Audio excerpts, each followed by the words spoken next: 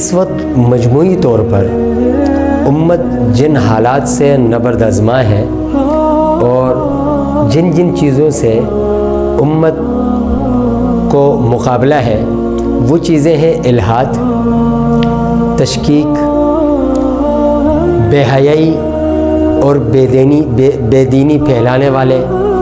ختم نبوت پر حملہ کرنے والے، ناموس رسالت اور ناموس صحابہ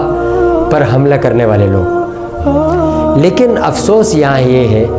کہ ایک طرف یہ سب چیزیں ہمارے نوجوان اور بالخصوص نیو جنریشن کے اندر آنے والی نسل کی ذہن سازی کی جا رہی ہے، ان کو الحاد کی طرف لگایا جا رہا ہے، تشکیک کی طرف لگایا جا رہا ہے، بے حیائی ان میں پھیلائی جا رہی ہے، بے دینی کو عام کیا جا رہا ہے، ناموس صحابہ اور ناموس رسالت کی اہمیت دلوں سے نکالی جا رہی ہے، ختم نبوت پر حملے کیا جا رہے ہیں۔ ہمارے تعلیمی اداروں میں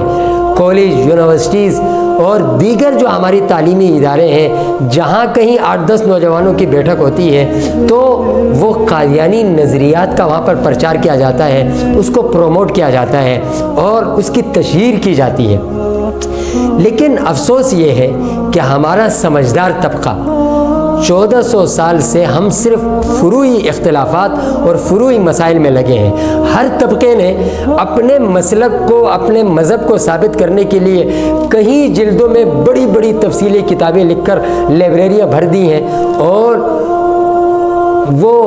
دوسرے مسلک والے نے اپنے مسلک کو ثابت کرنے کے لیے اپنے دلائل کے انبار لگا کر بڑی بڑی کتابیں لکھ کر جو ہے اپنی لائبریریوں میں سجائی ہیں۔ خدا را ان فروعی اختلافات سے ہمیں اب نکلنا ہوگا، ان سے ہم نکل کر، اور یہ جو حقیقی طور پر دین کے دشمن ہیں، اپنے آپ کو مسلمان کہتے ہیں اور مسلمانوں کے لبادے میں آ کر، مسلمانوں کے لباس میں آ کر ہماری نئی نسل کی ذہنوں کو خراب کیا جا رہا ہے، ان کو ملحد بنایا جا رہا ہے، ان کو تشکیک میں مبتلا کیا جا رہا ہے، ان کو رجس اور بے حیائی اور بے دینی میں مبتلا کیا جا رہا ہے۔ روافض اپنے انداز سے محنت کر رہے ہیں، ناصبی اپنے انداز سے محنت کر رہے ہیں، بے حیا لوگ مختلف ناموں سے بے حیائی کو پھیلا رہے ہیں۔ ضرورت اس چیز کی ہے کہ ہمارے اہل سنت کے جو مسالک ہیں، ہم نے جو آپس میں اپنے مختلف نام رکھے ہیں، ہم ان ناموں کو چھوڑ کر، آپس کے اختلافات کو چھوڑ کر، ہم ضروریات دین پر حملہ کرنے والے لوگ، ہماری آنے والی نسل کے ایمان کو